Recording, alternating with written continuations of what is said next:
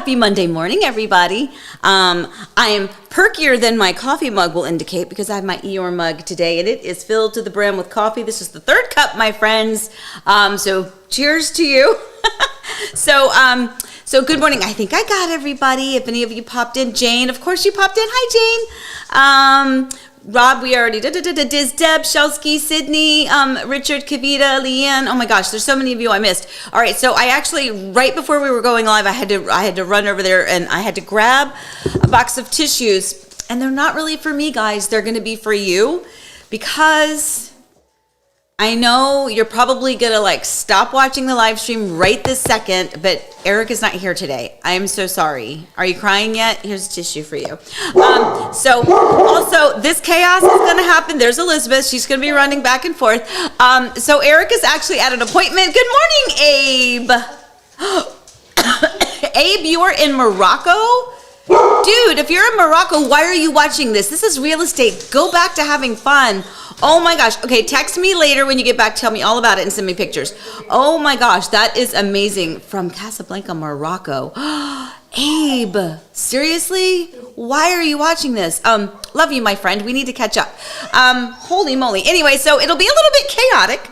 So, instead of a live stream, maybe this should really be just like a reality show because that's what it feels like sometimes. Good morning, John and Jay. You just popped in here. Good morning. Good morning. So lots to talk about, lots to share with you, lots of chaos to be had. Hence, again, the third cup of coffee with my Eeyore mug because I'm not really feeling gloomy. It's just I'm slow starting, and you'll see why. So everyone take a sip, and we'll get started. Oh, no, Allie said her dog just perked up from hearing Penny. That's funny. Okay, that was a real sip. That was good. So Jenny and Zoe, they must be awake from hearing Penny. Yes, so Scout's upstairs. Oh, we have so much stuff going on today. We have guests in the house, not for you guests, like actual guests here in the house. So lots to talk about. I just want to make sure I got everybody. I think I did. Good morning, Kim. I'm not sure if I said good morning to you yet or not. So if so, I'll say it to you twice. So she says, good morning from snowy Connecticut. Went to New York City yesterday to see a play. The big Christmas tree and watching the ice skaters. It was so much fun. I'll miss being less than an hour from New York. I know, Kim, but you know what? Less than an hour from New York, but less than 30 minutes from Disney. So, trade off, right? That's too funny. Anyway, so yes, I know you're all sad. So Eric may pop in by the time we're done. You know me, I talk a lot. So if we're here till 10, which I assume we will be, Eric may be back. So where he is today, he's at one of our listings.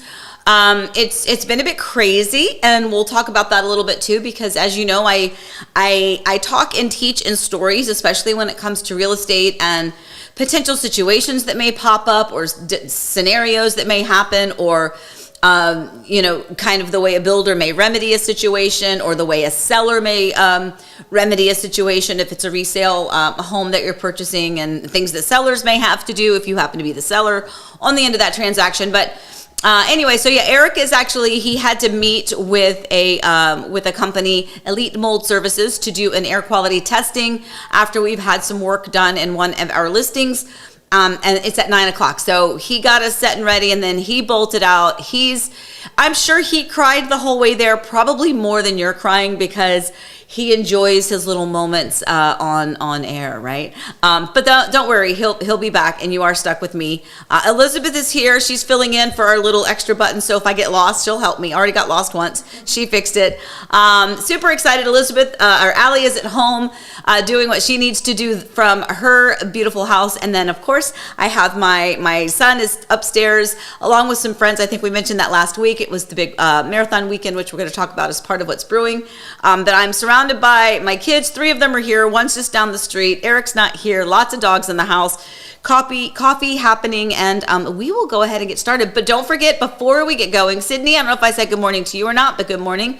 Julia, Sharon, oh my gosh, Lizzie Tales, NYC, Iron 13, okay. Jim, good morning. Jim Federico, and Pam Hickman, good morning, everybody. I'm so glad you guys joined us. Don't know why you do, but I appreciate that you do.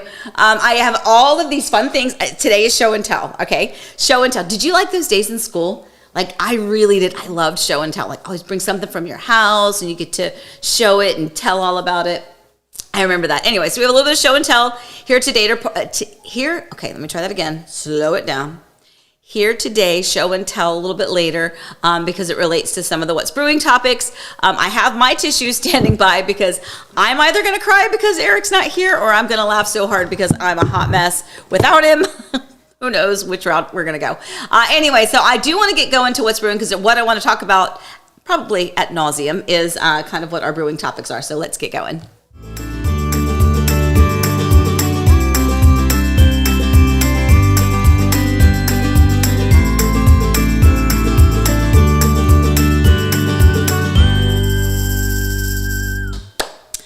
I am so excited. So our topics today, Disney Marathon Weekend. Guys, if you have not participated in that, and by the way, there are many ways to participate in the Disney Marathon. You don't just have to be, one of the athletes that's running.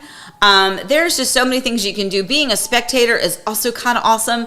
It has its own vibe and its own energy and its own, I don't know, you feel like you're part of this like inner circle, this club, even though you're surrounded by, thousands of people you don't know. It's still very, very cool. So Disney Marathon Weekend, year of Dreamfinders. So there's our construction topic, and inspection types, also talking about some of the real estate topics. But first, we're going to go to the Marathon Weekend, because this was probably my favorite. Oh my gosh, everything moved. Okay, here it is. I found my buttons. Moment of panic. Breathe it in, breathe it out. Amy, you can do this. You can do this. You can do this. Okay, I got it. Ready? Okay, so a Disney Marathon Weekend. So as we mentioned last week, so Forrest he's the runner in the family. Ran all through high school, ran all through college, did the Disney Marathon last year, came in, I believe it was 12th, like literally he raced it, came in 12th. That was fantastic. That time qualified him for the New York Marathon, which you guys shared with us his journey on that, where he was injured and kind of hobbling through the majority of it, but God bless him, he finished it. Still kind of healing up, so he ran the Disney Marathon. Was it yesterday? Yeah, it was yesterday. Like seriously, the past several days are a blur, because if you run a marathon, like you have to be up at like 3:00 to like get there at a certain time and get everybody lined up. And if you're a spectator, you have to get there earlier. They shut the roads down. So I don't know what day it is. Except that I'm with you, so it must be Monday. But anyway, so Forrest was running, and he had 3 of his friends from Virginia came as well. 2 of them ran. One of them ran the 10K, which was, I think it was on Friday. Then the half marathon was on Saturday, and the full marathon was on Sunday, which was yesterday.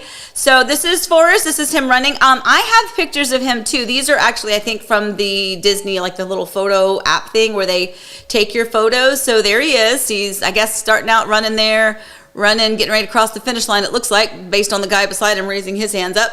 And then the little bell kick, which cracks me up, because that's obviously a dance thing. If you don't, well, obvious, maybe it's not obvious to you. For those of us who dance, a bell kick, you might know what that is.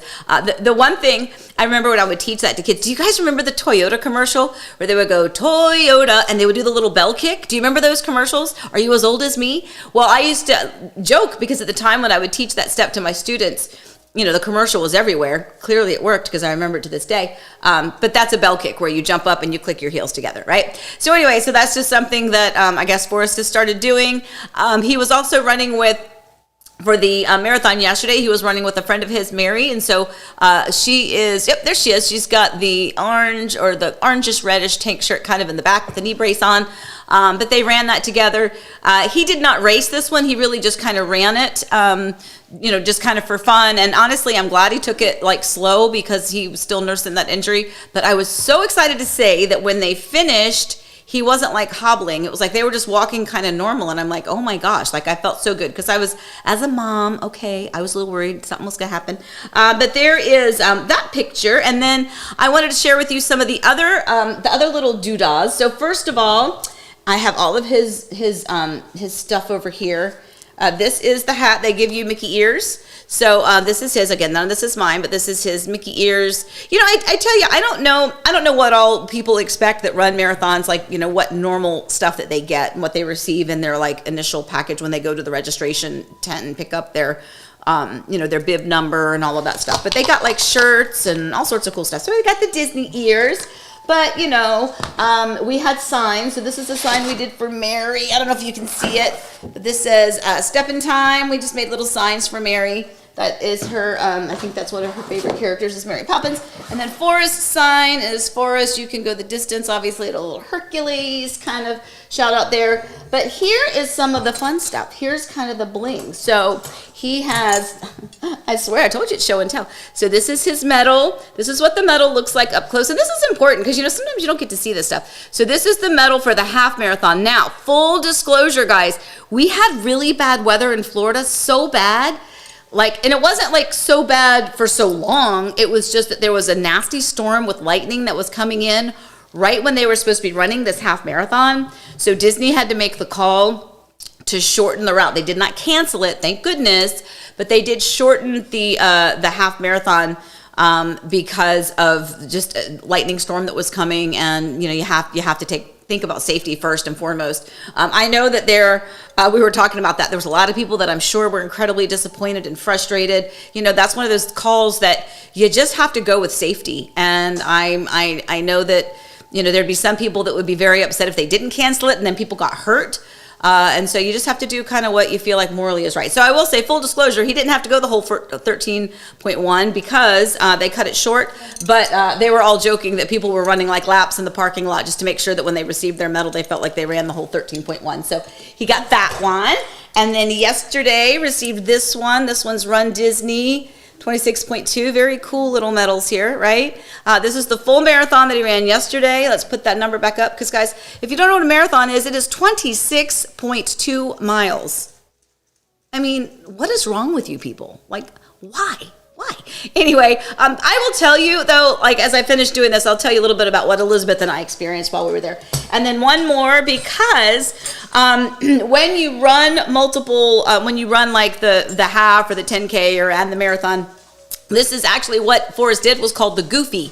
And the Goofy is you run the half marathon and the very next day you run the marathon. So keep in mind, 13.1 miles, the very next day, the rest of us would not be out of bed, right? The very next day, then you run, just a mere 26.2. So this is the medal they give to those Goofy participants who finish, who run not just the 13.1 and then the 26.2, but a total of 39.3. So anyway, very cool. And this little Goofy goes back and forth as he crosses the finish line. That's super cute, right? Anyway, so these are, this is his bling, shall we call it? His bling. I showed you the signs, and then I'm going to tell you, I don't know what it's like to be young anymore, clearly, because these guys, and I say kids because they're still kids. They're grown adults. They're, you know, mid-20s, 30, I don't know. They're older, but they're not teeny boppers. I don't know how they, after running all of that, like literally after running 26.2 miles, getting up at the crack of dawn, running all of that, physical exertion, and you know that even if you were walking normal afterwards, I mean, you still kind of tighten up and you're still sore. I mean, that's just going to be a given. But then they went back out to the parks and were at Epcot until they closed last night. I don't know. Anyway, I guess maximizing their Disney visit. But when they got back, we had the hot tub. By the way, they were all staying at our house. We're so excited about that. Yes, ma'am, Daisy, we hear you. We had the hot tub ready for them, and I had this bottle of wine prepped for them called Fit Vine. I don't know anything about wine. We're not drinkers, so I don't really know anything, but I typically, if I ever buy wine as a gift, I usually look for a really cool bottle or a really cool label or a really funny name. And in this case, I scoured the racks to find something, and lo and behold, right in front of me is Fit Vine with a picture of a runner. So I had two bottles. This is one, not open, so clearly they didn't drink very much last night. But hopefully they all had a nice toast to one another as they wrapped up. They're all leaving today to go back to Virginia at different times. But anyway, so that was part of the marathon weekend for us. Super excited. I love, you know, seeing him run and being a part of that. So on the spectator side, I just want to mention this because as a spectator, you don't have to pay for admission because you're not really going into the park. I mean, you are in the park, but you're like for instance, what we did, we always go to Epcot, which is where they start for the marathon. We go there. Last year, Eric and I went with Forrest. He didn't have anybody else with him. So we went and got him to the point where, you know, he was off heading to his corral and we wouldn't really be able to see him anymore. So then when you take the monorail from Epcot over to Magic Kingdom, You go into Magic Kingdom. You don't have to have a ticket because it's not even really open yet. The park's not open. Although that shopping thing right on Main Street, that Emporium, that's open. So you can go shopping. And then there's a couple of spots where you can get some coffees and things like that. But the whole park is not open. But the runners come right down Main Street, like right down Main Street. And it's just lined with spectators, obviously family and friends. But you don't have to know somebody to be a part of that environment. And I think it's really cool. So not only that, so Elizabeth and I bolted. We got there a little bit later. We didn't drive with them, but we went to Magic Kingdom. We timed it out. We're watching, seeing about where they were. Once they passed through Magic Kingdom, I think they passed us, and it was really fast because they were, last year when Forrest ran, he was kind of like by himself because he was kind of, out in front. This time, because he was not racing it and he was just kind of running it, there were more people around, so they didn't see us fast enough, and then I think they stopped and turned around and took a picture of us with the signs. But then Elizabeth and I took the monorail back to Epcot, and there we sat in the stands for a couple hours, waiting. But while we're waiting, we're seeing, the cyclists, the initial runners that were racing it come through, and it was just like this steady flow of people, and to watch all of that different emotion for, people that cross the finish line and, the whole iconic, oh my God, I did it. And they drop to their knees and they're crying.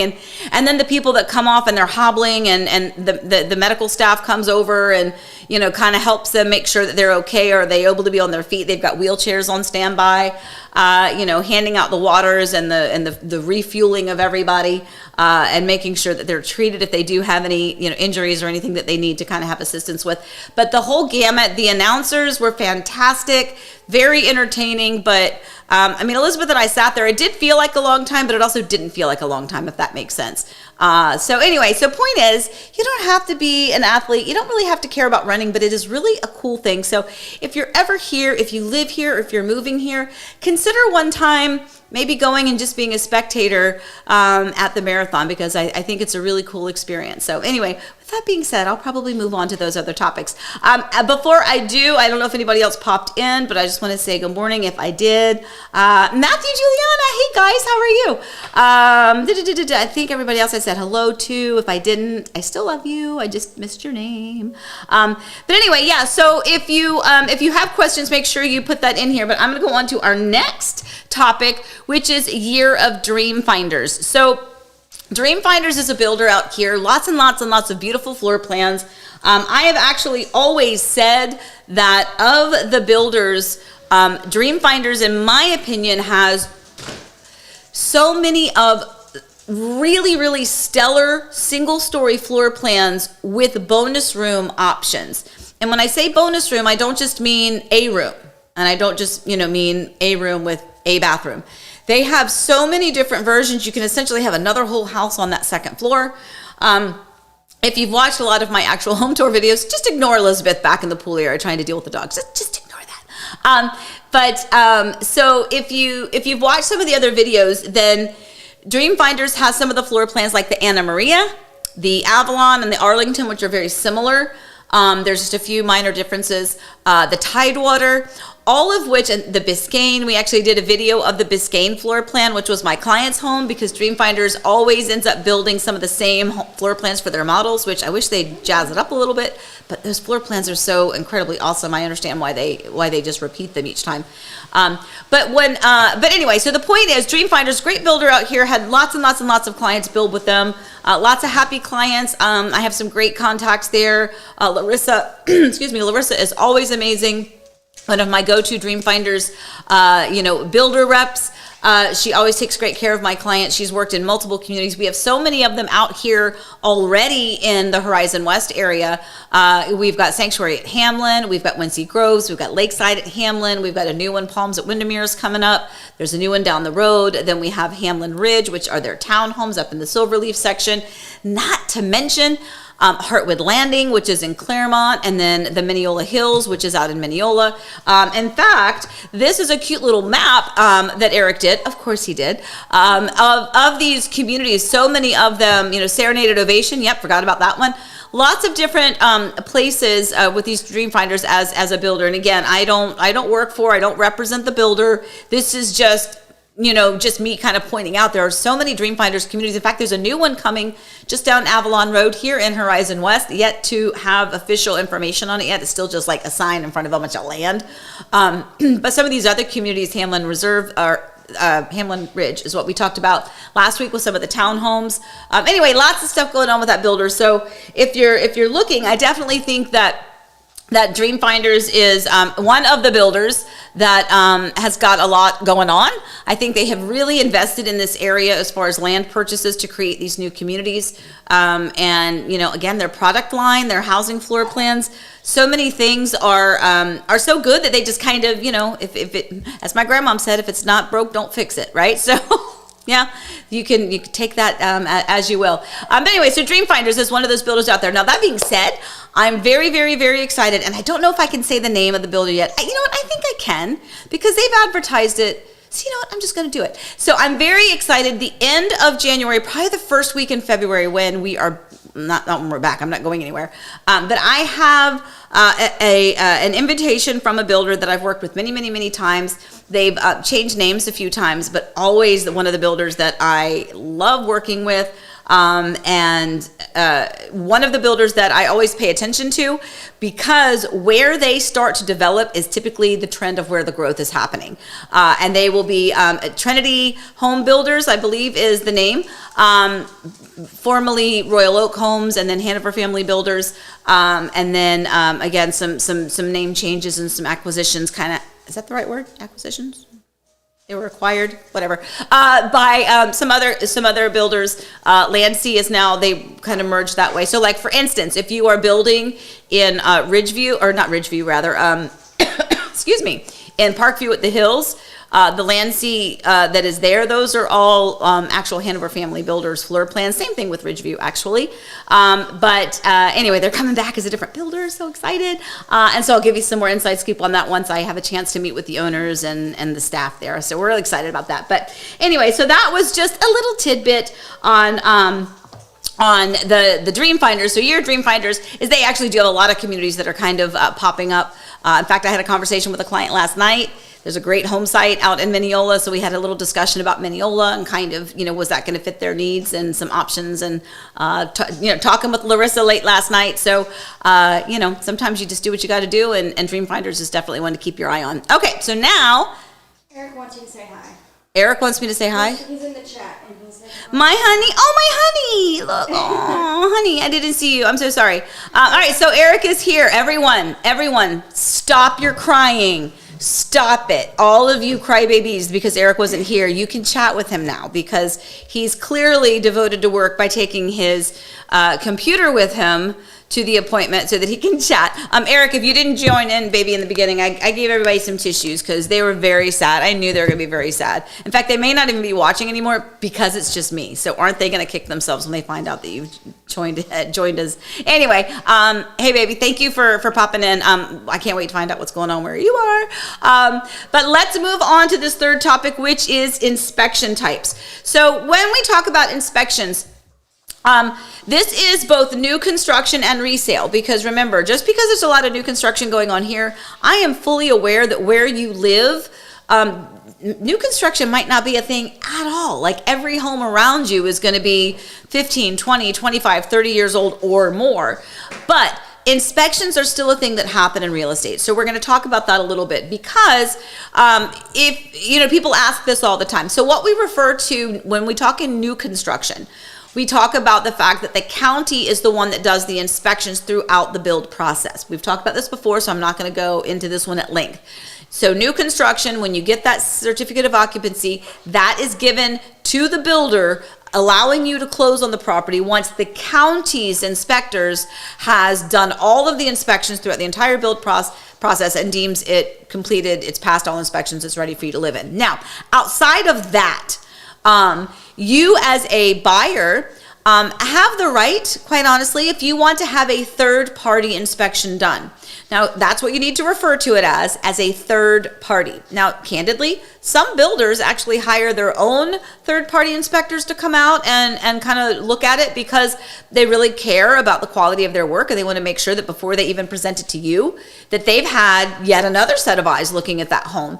But generally speaking, you can and should be able to do that. Yes, there are some builders that give you a little bit of pushback. There's a little bit of paperwork involved, of course, as you expect there would be, because remember, you don't technically own that home. The builder owns that home until you close on it. So if you are asking for an inspection, the builder has to know what's going on. They need to approve who's doing the inspection and make sure that it is a reputable company, licensed, bonded, insured, things like that. So that, and that needs to be communicated and coordinated with the builder, the actual home builder, not the inspector. That all needs to be kind of communicated. But there are different types of inspections you can do there. So let me find my little thing. Oh, actually, you know what? I have to back it up because Eric was all cute again. So we're talking about inspections, but the scoop, just bear with me. Just give me 2 seconds. Take a sip of coffee.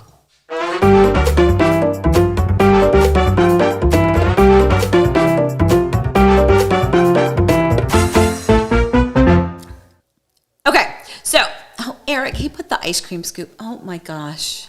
So, Eric, we did our quick run through of the show this morning before you left. I didn't really notice the ice cream scoop with my head on it again. I thought that was just for last week. But anyway, so as we talk about this, the inspection types, we're going to talk about this really kind of because this particular graphic that he did, I cannot watch myself in an ice cream scoop, guys. I'm sorry. Got to get off of that. But if you are, back to what I was talking about before, if you are purchasing a new construction home and you decide you want to have a third-party inspection done, there are inspections that you can have done all throughout the course of the build process. You can have an inspection done once the foundation is poured. That's going to be up to you. Again, I'm never going to say that you should or should not do it. It's going to be a personal decision. But if you were to determine, hey, I want to do a third-party inspection, my suggestion would be to do a pre-drywall inspection with a third party, because that's really the only time anyone is going to be able to see what's behind the walls. That's when you're going to be able to see the flow of the HVAC, the venting, the ductwork, the plumbing, the electrical. Sometimes if you have a home built with the home team internal wall pest treatment, you'll be able to see the tubing and the locations for that. So that's real, and the insulation coming in, it's usually not in after that, but it's literally the only time for you to be able to see behind the walls. So that's a good time then if you want to have a third-party inspector come out and do an inspection, you could do pre-drywall.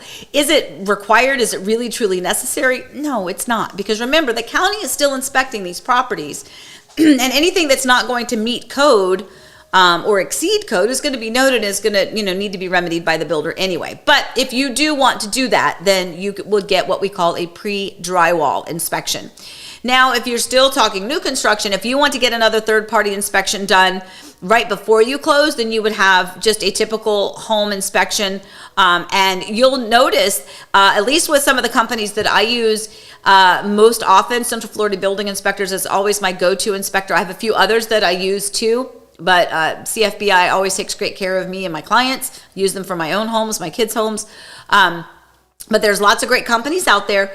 And if you look, in most cases, they even have now a category of a new construction home inspection, because they know what then that they're looking for, right? It's a brand new home, so you might be looking at something different in a new construction, getting ready to close on the home, than you would a residential inspection of a home that's maybe 15 years old. So anyway, so those are those types of inspections, but there are others. So let's talk resale now. So if you're buying a home that's even 1 year old, 2 years old, 3 years old, 10 years old, 20 years old, 30 years old, when your offer is accepted on your home, you're going to have an inspection. You just should do it. I'm so sorry. I would never, ever, ever waive the inspection.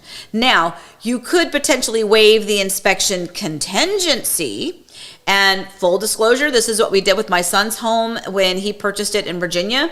And I know better, but this is sometimes you have to make a decision based on the timing of the market, wants, needs, desires, urgency, things like that. So that when he purchased his home, it was in a very busy, it was in that crazy market where people were paying above asking price. They were bridging gaps for appraisals. They were waiving inspections. They were, waiving appraisals. They were doing all of these different things.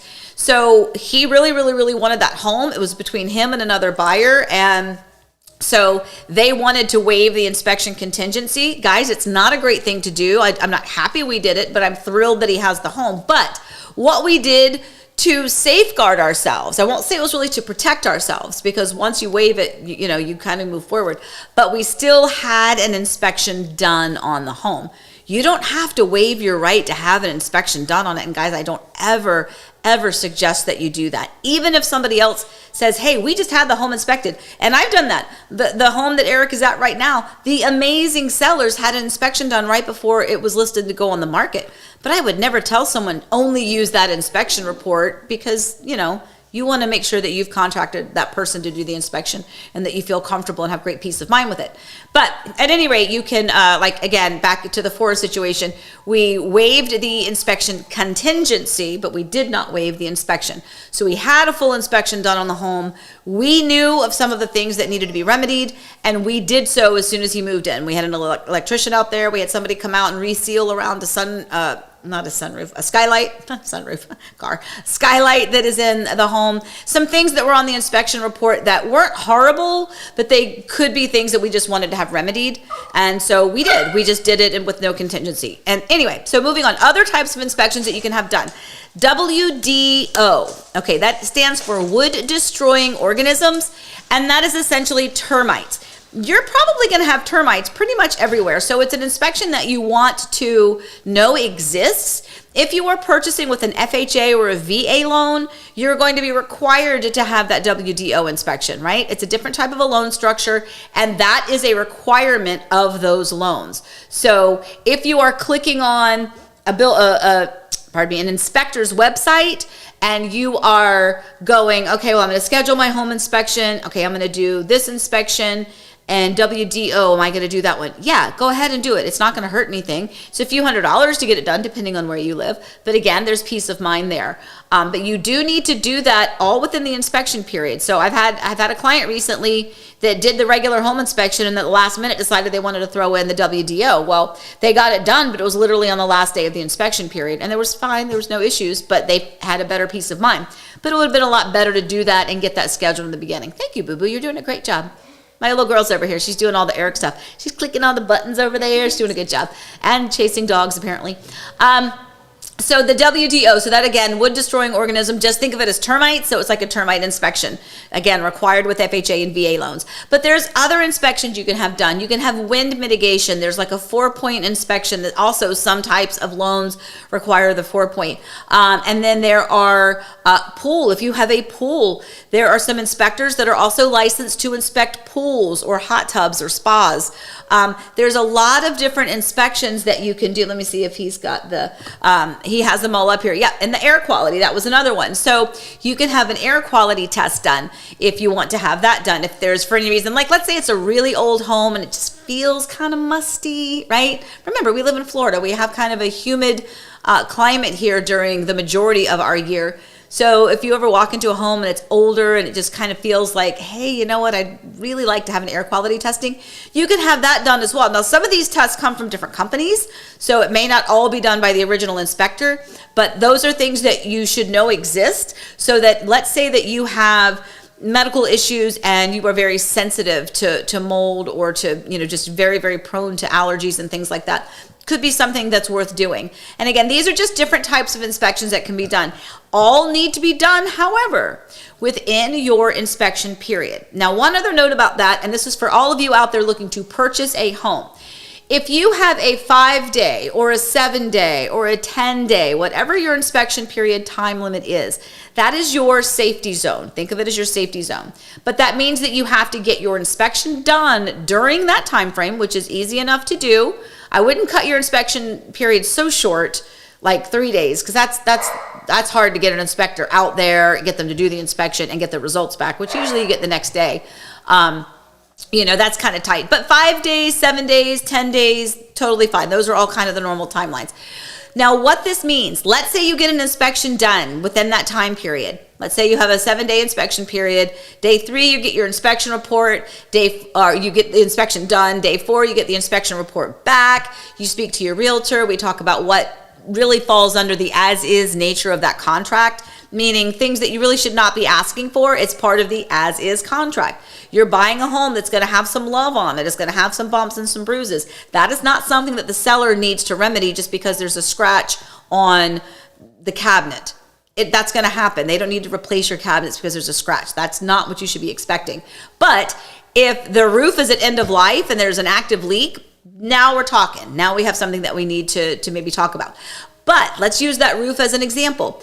The roof doesn't have to be fixed during the inspection period. During that 7 days, it's not like you get inspection, receive the inspection report, discuss with your agent and confirm and send an addendum to get the seller to agree to inspection items, and then get it remedied within 7 days. Guys, that's not realistic. You can't expect that. What you can expect is that you get the inspection report, have that conversation with your realtor as to what is and is not acceptable to ask for, get that addendum drawn up, get the seller to agree that those are the items that need to be remedied, and then you have until prior to closing to get that done. And in most cases, in almost all cases, what we're going to request is that we have photos that the proof was photos as proof that the work was done, work orders, receipts, invoices, things like that, and that we know the companies that did the work. And that can be done anytime outside of your inspection period. What we want to have confirmed within the inspection period is that we're all in agreement of what needs to happen, right? Okay, you know what? The AC, can you get the AC work? Just get a company to come out and just clean it, give it a good once over, make sure it's all tuned up. And can you get a roofer, a roofer out there to fix the roof? And you know what? The rest of it, part of the as-is contract, no big deal. And then we get the seller to agree to that part of it, and then we're off and rolling. We're just ticking until closing, and the seller will get those items done because that's now a part of the contract. But it doesn't mean that it's going to get done during that inspection period. And I've had a client recently, just really, really, really wanting everything done within the inspection period. And that's just not a realistic expectation, guys. It takes a while to get a roofer. And in this particular situation, there was an inspection report, two, count them with me, 1, 2 roof shingles that were barely not quite right. Completely understandable if the buyer was going to feel better that those be remedied and that those 2 shingles be replaced. 100%. Of course we want that to happen. But do you know how hard it is to get a roofer to come out and fix 1, 2 shingles when they've got a $30,000 whole roof replacement job that's a priority? So this is some of the things that you want to talk to your realtor about setting those expectations and making sure that we understand the work will get done. By the way, we did get the work done. Not a problem. It's good to have good contacts, by the way. But these are things to make sure that you are aware of. And by the way, this is true if you're the seller in the situation as well. Poor boo-boo. I love you, honey. I'm good. Show everybody your baby belly while you're standing there. There it is. So anyway, so these are just good things to note because a lot of times we just don't understand what that expectation is from either side. And that's why you have your agent to guide you through that and to let you know what to expect and what that timeline looks like. So if you've got any questions about that, pop that on in. And while you do that, I'm going to take a sip of my probably lukewarm coffee at the moment, and I'm going to do... You have some questions. I do have some questions? Well, let me do this. Let me do this real quick just so I can get a sip because I'm going to cough. Okay, so I'm going to do, here's a baby update.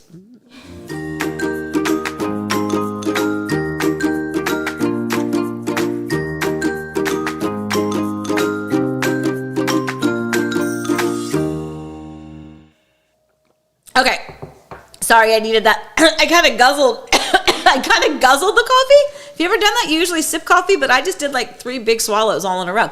Anyway, so I would just like to inform everyone because I know inquiring minds want to know.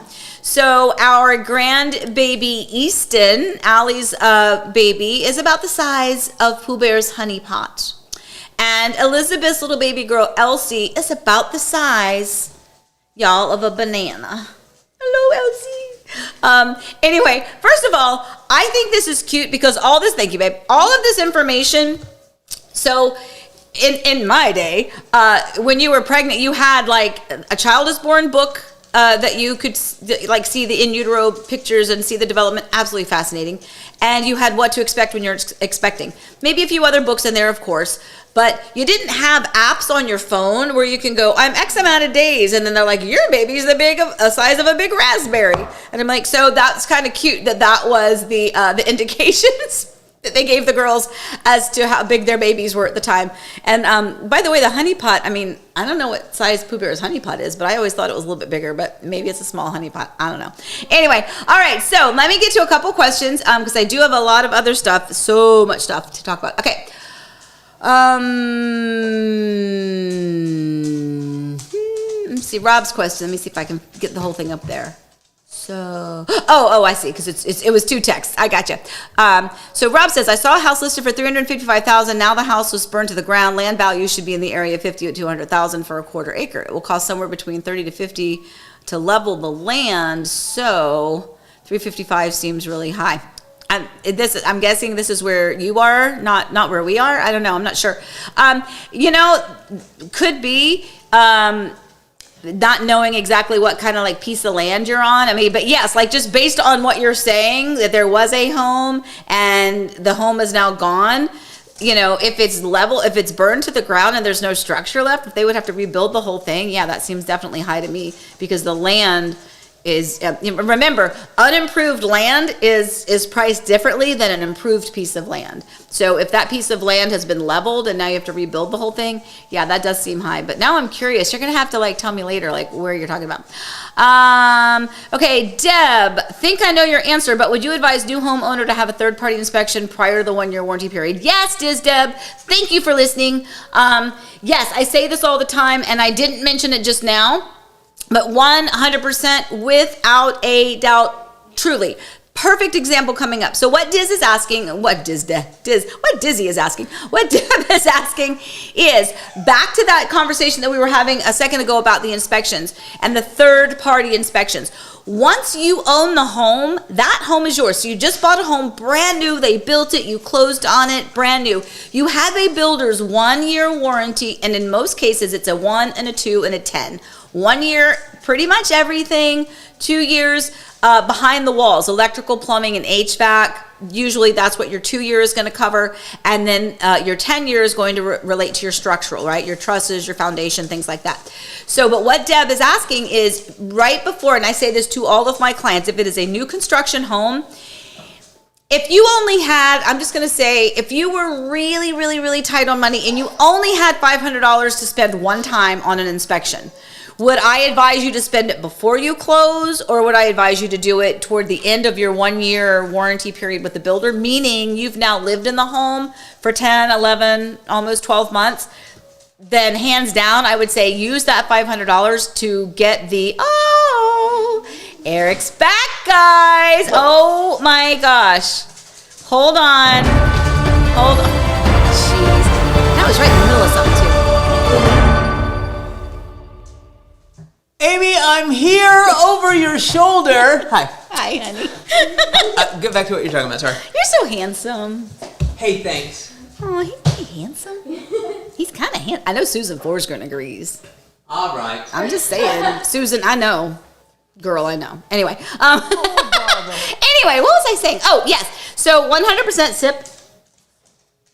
100%. If you only had $500 to spend, again, your inspection could be 4, it could be 6. I'm just saying 500. If you only had 500 to spend once, totally, completely suggest that you spend that before your 1 year is up. Get that inspection done the beginning of your 11th month. That inspection report comes back 24 hours later. Take that information and as much of it as you can file with that builder's 1 year warranty. The builders don't want to hear me telling you that, and they may even push back on some of it, but the reality is it is your home, and if that inspector is now looking at things that are happening in your home that may not have presented themselves at your walkthrough when you first bought the home, because now you've been flushing toilets. Now, by the way, back to the inspections, sewer scope. Add that to the list, my friends. Sewer scope. Definitely get a sewer scope done to make sure that the sewer line from the house to the street, that sewer, that's unobstructed or no cracks, things like that. Add that to it. Anyway, But yeah, you can file that with the builder's warranty online. Usually it's an online warranty portal. But you know, that inspector is going to go look in your attic. Are you going to go up into your attic and look at stuff? Do you even know what you're looking for? The inspector is going to go up to the roof. They're going to be looking for cracked tiles or, you know, blistered shingles or things like that. They're going to be looking for leaks and things like that that you're not necessarily going to see. But the more you've been flushing toilets, the more you've been doing laundry, the more you've been doing dishes and cooking, and opening and closing doors, all of these things are going to happen in your home. And the best thing to do is to compile that list, get that inspection done, and then file that with the builder's warranty and let them take care of all of it. In fact, like, true story, I'm going to pull it up here right now, and I'm going to use poor Alex. I love you, Alex, but I'm going to use you as an example. And it's okay because people sometimes forget. I tell this to people, but you know, there's a lot going on, and so people forget. Let me see if I can find this. Where is the pictures? Okay, so so I have a sweet client closed on a townhome, and there was a couple of issues that he noticed. Some of them were normal. Like, for instance, we have closet doors here. They just have that little ball at the top, you know, the little ball where it snaps in and snaps out, so you don't really turn the knob and open it, you just pull it. Well, that little ball at the tip top, it just screws. So it can screw down or it can screw up. And so sometimes you're all of a sudden your door that was closing is no longer closing, or you can't get it to open because you feel like it's locked in place. A lot of it has to do with that little ball that's up there. Things like that are going to happen as the home settles. But unfortunately, he had a much bigger situation. I'm going to show you this picture. Okay, can I do it? How do I show this picture? Hold it up to the camera. Look at this picture. Oh, shoot. Whatever. Okay, can you see it? So, well, I don't know if you can see it. There's mold. There's water damage to a baseboard. Should not have happened within with one year. So that is definitely a warranty issue. And so when he sent me these pictures, which by the way, I love, he closed over a year ago and they're still texting me questions, updates, life, you know, stories, and then questions and concerns with their home. And I said, Alex said, where are we in your 1 year? Did you get your 1 year warranty done? And wouldn't you know, I kid you not, he was like a week past his 1 year. If he had done all of that. Now, by the way, because that's a plumbing issue that falls under the 2 year, builder is taking care of it, not a problem. In fact, I think it's already remedied very, very quickly. So kudos to D.R. Horton for addressing that, acknowledging it, getting that taken care of, because remember, humans are imperfect humans. Things don't always work the way they're supposed to. Houses aren't 100% perfect ever. So my measure of a builder is how they recover when something goes wrong, because something always does. That is what I say. I preach it all the time. And that is a great example. So, Diz Deb, yes, ma'am. Get an inspection done right before your 1 year builder warranty expires. Random correction. He bought a bungalow, not a townhome. Oh, you're right. I'm sorry. No, random. No, I'm saying I know. important. But. You're right. He bought a bungalow. It was not a townhome. My apologies. But yes, correct. Anyway, so yeah, so Deb, that's a great point. Thank you. I love that you guys pay attention, because, like, you know, I love it when you catch me, and I did do it. So Lisa, Julie, I'll get yours in a minute. Lisa, would you suggest getting a home inspection for a home that you are selling? Okay, so that is a great question too. And that is a double-edged sword, okay? You guys know me. I'm very honest. I am very transparent. I am a rule follower, right? So here's the thing. If you have an older home, if you anticipate that there are potentially some inspection items that are going to need to be done, like if you're like, I don't know, we've lived in this home 10 years and the home was 8 years old when we bought it, I don't really know what's going on, it works fine for us, then this is what I say. And this is a me decision, not a you decision, okay? Another realtor is going to tell you the completely opposite, and they're going to think I'm cuckoo crazy and I'm stupid for saying it. Here's the thing.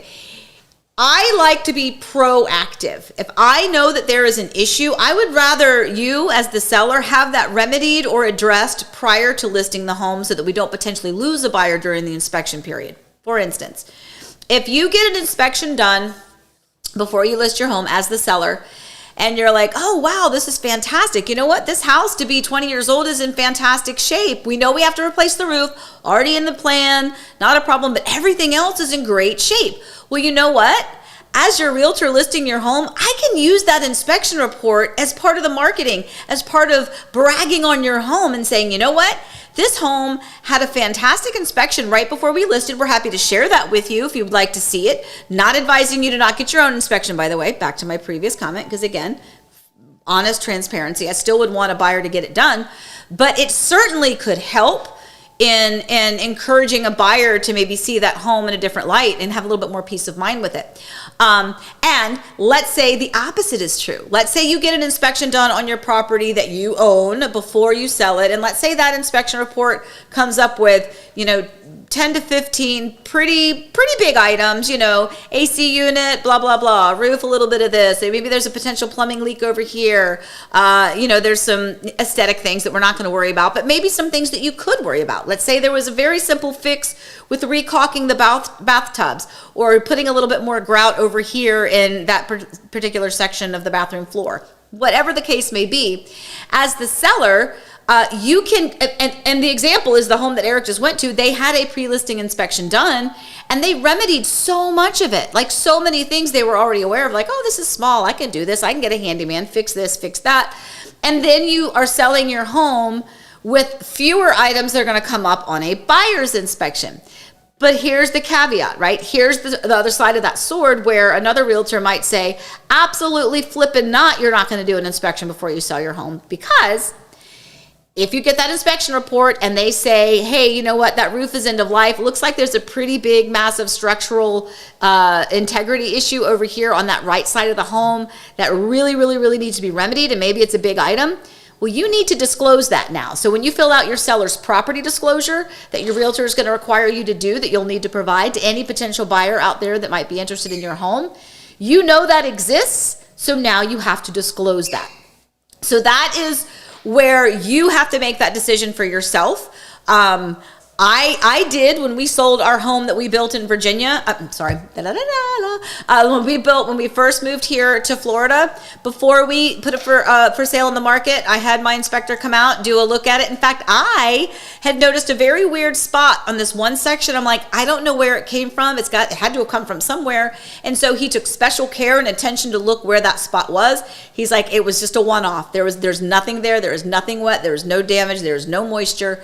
And so sometimes when those weird things happen in Florida, we attribute that to sideways rain. When we have those really intense, I literally saw the little thing come up. It's like, who's holding a phone with my picture on it? That's funny. Anyway, so hopefully that helps. But that, I definitely, Lisa, I think that is something that you should always consider. Make it a personal decision. Talk to your realtor about whether or not that's something that they would be comfortable with you doing. But my decision as a listing agent when those sellers are in the conversation is, if we expect a great inspection report and it's just maybe a few small things that we could do to like really spit polish and shine the home, then let's do it. Let's find out, hey, it's caulk, it's grout, it's nothing, it's a little chip tile here, it's a scratch over there. There's a dent on the AC handler outside, but it's not a big deal, but it exists. Okay, fine. Or if it is another bigger issue, then as the realtor and the seller, we can discuss, hey, you know what? That roof is going to be an issue. So let's talk now about what we need to do. Are you going to put on a new roof? Do you want to do a concession to the buyer so that they can put on a new roof? Because it's going to come up. There's no way to sugarcoat it. Roof needs to be replaced. Or do we just want to disclose, like I said, just disclose that at the beginning, and again, it's gonna be there for everyone to know. So again, just personal. Thank you. God, he's good. Look what he brought me. He swapped out my soda or my Coke for. Shoot, try that again. Trying that again. Hold on. Take 25,000. Swapped out my coffee for a Diet Coke. Clearly too much Bailey's Irish cream in the coffee. I'm kidding, not really. Anyway, no, I get so passionate about this stuff. And I really feel like inspections are a great thing to have done. And by the way, real estate selling or buying aside, if you live in a home right now and you're just watching this because you love to laugh on Monday mornings because I'm such a goober, fine. But you can have an inspection done on your own home for no purpose other than you just want to have an inspection done and have someone look at it, because it is always better to be proactive. When I was a little kid, my granny used to say, a stitch in time saves 9. For the longest time, I had no idea what that meant. I couldn't comprehend. What was she, like a stitch? What is she talking about? Saves 9? Like what? And the point is, fixing something small now is going to take nothing But if you wait and let it get bigger, then it's gonna cost you a lot more. It's gonna be a much bigger deal later on. So a stitch in time saves 9. So anyway, so that's kind of my point on that. All right, I have lots Amy? of yeah. What's happening? We have barking news. Barking so news. hit that Daisy. Okay.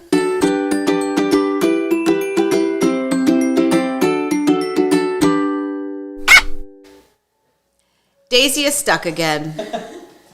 Is she really? Yes. So Daisy, my Lord, Daisy crawls under the sofa, and she was so small when she was a puppy, she'd crawl under, and then she could crawl out, and then she could crawl back under, and she can crawl back out. Well, now she crawls under, but she cannot get out, so you literally have to lift the sofa up. Eric, actually, we didn't see you because of the cute little Daisy graphic, but anyway, so Eric went and lifted the sofa up so that Daisy could get out. So that was the barking news. So anyway, so real quick, I want to hit another. So Julia says, besides hurricanes, what other types of weather or natural disasters does Florida have? Tornadoes, earthquakes, aliens? Yes. No, I'm just kidding. So obviously hurricanes, that's kind of one of the biggest ones. You know, we talk about hurricanes, but we have some pretty intense thunderstorms just during the normal summertime. You know, the humidity just builds up in the air, and then usually pretty much every afternoon we have that late afternoon thunder boomer, which can be pretty intense, lots of lightning, and lightning is really the biggest thing here. So, you know, while it's not necessarily a natural disaster, it is definitely a weather-related event that affects our area. It affects the schools getting out, that 30-30. I think we've talked about the 30-30 before. If not, quick reminder, if kids are getting released from school and we're in a thunderstorm situation, there's lightning, they are required to hold the students for 30 minutes until the last strike of lightning for the safety, because so many kids walk to and from school. So it's just a safety thing. But anyway, so what else? I mean, tornadoes can spurn. I am so tired. At least you said spurned. Spurn and That could have gone bad. that could have gone really bad.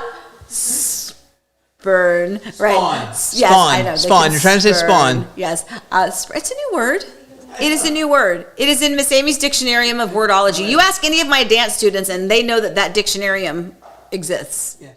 Of wordology. Anyway, spawn. Yes. So sometimes tornadoes can spawn from that severe weather that we have. Definitely earthquakes. I don't know that we really have earthquakes here. People always ask, it's not weather related per se, but people ask about like so now we've been talking about words, now I can't even think of sinkholes. That's what I was calling yeah, them. sinkholes. Which is not really weather, but we don't really have those in Orlando per se. Right. Other than on the road the other week, but Right. that was different. Yeah, that was a little, yeah. So anyway, that's a good question.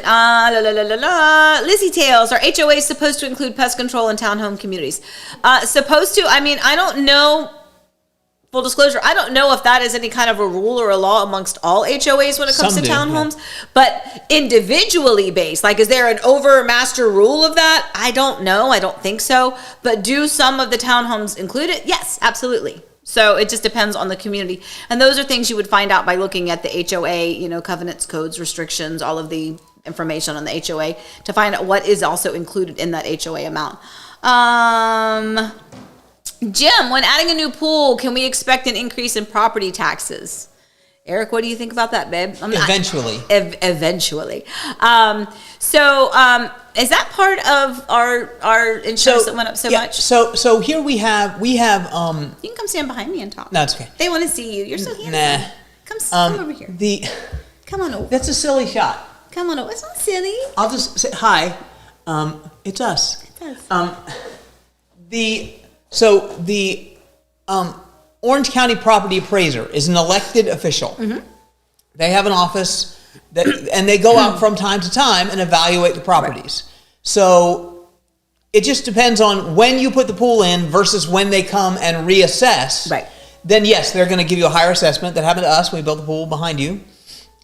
So eventually, I mean, it could be the day after. Mm-hmm. It could be, but of course, then it would be the year after that because they do it for the next year. So it could be the day after. It could be 2 years after that you actually see the increase happen. Gotcha. Hopefully that answered your question, Jim. And I know why you're asking, because you're just continuing to make major improvements to your gorgeous home. By the way, I need to call you later or text you. I'll send you a message, Jim. I have a question for you. Okay, so I think I got most of the questions that were in there, but I had some other things I want to talk about because this is a really good topic. So while we get ready for What's the Word, go ahead and take your sip of coffee, or like if you're like me and you switch to the cold caffeine, go for it, because we have another good topic to talk about. Oh, now come on, Amy, tell me what's the word. Okay, the word today is title. Not like the title of a book, not like, what's your title in your company, but title as it relates to real estate. And this is something really important. So title is kind of your proof of ownership. And one of the things that when you close on a home, and I had this question the other day from a client when they were looking at their closing disclosure, and they just kind of questions like, what are all these charges, and I get it. There's a lot of things on there that you're like, I don't even know what it's for. They could put, bibbity bobbity boo, $462. Okay. And so when you look at that closing disclosure, you might see some things on there that you're not sure of. By the way, speaking of that, I was like, what's that? So if I have a listing, I provide to my client that seller's estimated net sheet, and it's going to have all of those closing costs kind of listed on there. So they're going to at least have seen that before and kind of know that exists. But if you're new to it, and if it's new construction, sometimes you don't know. So let's talk about title proof of ownership. So did you know that Abraham Lincoln, yes, guys, our 16th president, Abraham Lincoln as a child lost his home twice because of someone else laying claim to the property. So I think it was, let me have my little notes here. So his dad purchased a log cabin and 348 acres of land for $200. Oh, right? $200, a log cabin and 348 acres of land, only to find out after he had paid for that, that someone else laid claim to it. So Abraham Lincoln, his dad, everybody, they packed it up. They moved it about 8 miles down the road to a place called Knob Creek. And wouldn't you know, 4 years later, same thing happened. Somebody else came back, laid claim to the land, and this time he was able to fight it off. Now, the first time when the home that he paid the $200 for in the land, he didn't have any of the paperwork. He didn't have the proof of ownership like we have now. So when somebody else came along and said, hey, I own this land. What are you doing building a log cabin and working my land? This is my land. No proof of ownership, so that's why he carried his family on over to Knob Creek. That happened, and he won that case, but there was a lot of legal fees involved in that. Even back then, my friends, lawyers are still getting their cut. But because of that, emotional turmoil, stress, and honestly, already having lost that $200, which was a huge investment, years prior, then moving, purchasing another piece of land and another home. And then even though he fought it, the legal fees, it was just too much. So they moved again. And that, by the way, those other first two were in Kentucky. Then he moved to Indiana. So the point is, having a title search done and a lien search and title insurance is protecting you as the owner of the land. So when you see that there's a title search being done, that means that they're tracking it. They're making sure that this has changed hands, that there's nobody else that's going to come along and lay claim to the home that you're building or the land that you own. And, thank you, dear. And so that's why it exists. That insurance, the title insurance that you pay for is part of that, to make sure and confirm that nobody can do that. If you've ever purchased a home before, you may have noticed that there was a lien on the property.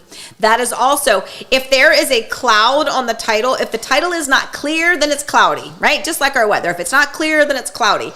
Cloudy means that, let's just say you had some workers do an addition on your home and you never paid them their final amount, and there's a lien on your home, and because you never finished paying them, you're not going to be able to sell your home until that lien is cleared. So that's part of why all of this work that the title company does back behind the scenes, there's a tremendous amount of things that they're doing to help make sure that the process goes smoothly for you, but also so that when you close on your home, you have clear title, that property is yours, and that you have that title insurance to ensure that nobody is going to come out of the woodworks. No alien is going to land and say, that is my land. But by the way, on that note, isn't that fascinating? History lessons. You didn't know you'd get that today. The movie Far and Away, Tom Cruise and Nicole Kidman, it's about the Oklahoma land rush where they would build out the lots and they put a flag in the middle of the lot. Right. So the way you got title is you got there first and you stood on the lot and raised the flag over your head. Yep. So we've advanced from there, but it really is. It's the same. It is actual process. It is. Who owns it? Right. And can you prove that you own it? Right. So you used to be able to prove it holding the flag up over your head. Right. Now you got to have all the other stuff. Yeah, like who staked the claim, and it's like, well, how do you know? Back in those days, like how would you really know if things weren't done and tracked and stored in a computer database that didn't exist? And stake the claim, literally. Back then was putting stakes around the claim. Exactly. That's what I'm saying. So it's not shocking that happened. It's just kind of shocking that happened to Abraham Lincoln, because you don't ever think of that happening to him as a child. But thankfully, in 1876 is when title insurance started to protect the homeowner. So thank you, Abraham Lincoln, and all of those that made any legal things happen so that we could make sure that part of the process doesn't really affect anybody else. So very interesting, right? I found that interesting. And just a little snippet. I first learned that story sitting in First American Title, waiting for some clients. They had a little brochure in a little brochure holder out in the waiting room, and it had a picture of Abraham Lincoln on it. And I picked it up and I read it, and I am fascinated. And I tell that story sometimes at closings, and half the closers don't even know that story, but I think it's really cool. Anyway, so with that, I'll move on. Do you have something else you want to add? The time is 10:06. The time. Oh, okay. That's cool. I'm just double checking. Susie Q. She said, we used CFBI as well. They were great. Did our pre-drywall, sewer scope, and pre-closing inspections. Yes, ma'am. So seriously, I use them all the time. And again, there are lots of inspection companies out there. I do not want you to think or feel that, I have some inside scoop with these people. Not at all. I am a creature of habit. And again, back to what my grandmother says, if it's not broke, don't fix it. If a company is working, that's funny with an inspection, if it's not broke, don't fix it. Well, if it is broke, do fix it, but you need to find out if it's broke. Anyway, but a great company that I work with a lot, so I'm very, very grateful to them. And I think I got most of them. I should do wishes. Let me do wishes right now. All right, yeah, wishes, and then we're going to wrap it up because it's time to go.